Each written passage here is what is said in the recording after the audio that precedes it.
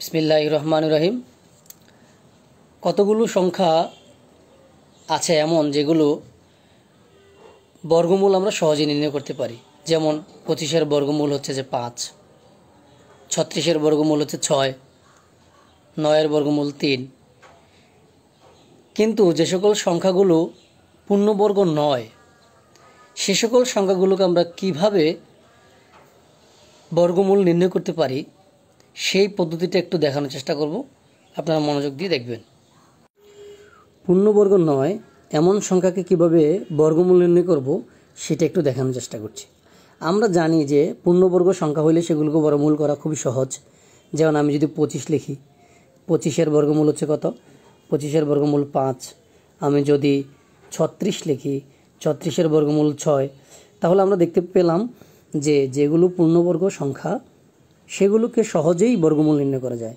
কিন্তু আমি যদি এমন একটা সংখ্যা নেই যেই সংখ্যাটা পূর্ণবর্গ নয়, তাহলে সেই সংখ্যাটাকে কীভাবে বর্গমূল নির্ণয় করব সেটি একটু দেখানোর চেষ্টা করছি। এখন এই 15 কার কাছাকাছি? আমি চিন্তা করব যে 15 যেমন 3-এর বর্গ করলে হবে যে 9, 4-এর বর্গ করলে হবে যে 16। তাহলে 15 সংখ্যাটা হচ্ছে 3-এর বর্গ এবং 4-এর বর্গের মাঝামাঝি একটা সংখ্যা। তো তার মধ্যে কাছাকাছি আছে কোন সংখ্যাটি? সেটি হচ্ছে যে কাছাকাছি সংখ্যা হচ্ছে 16। তাহলে আমি 16 লিখব। যেহেতু 15 16 থেকে 1 কম, তাহলে আমি 1 বিয়োগ করে দিব। এখন 16-এর বর্গ কত? বর্গমূল কত? 4 লিখে ফেলব, আর এখানে যা আছে তা লিখে ফেলব।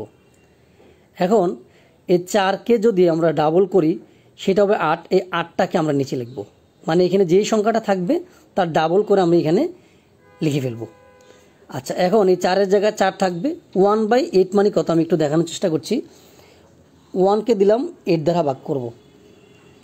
ভাগ করলে আমি একটা দশমিক আনতে হবে। দশমিক আনলে একটা শূন্য দিতে পারবো। তাহলে 8 একে 8। 10 থেকে 8 গেলে থাকে কত? 2।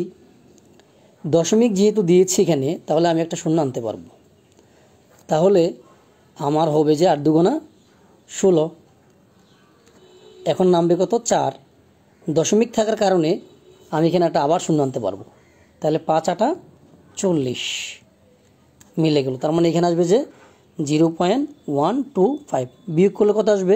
3.875। তাহলে এটাই হচ্ছে আমাদের আনসার। আপনি যদি পূর্ণবর্গ সংখ্যা না পান তাহলে এইভাবেই আমাদের পূর্ণবর্গ সংখ্যা না পেলে এই সংখ্যাগুলোকে করলে আমাদের জন্য সহজ হবে। ধন্যবাদ।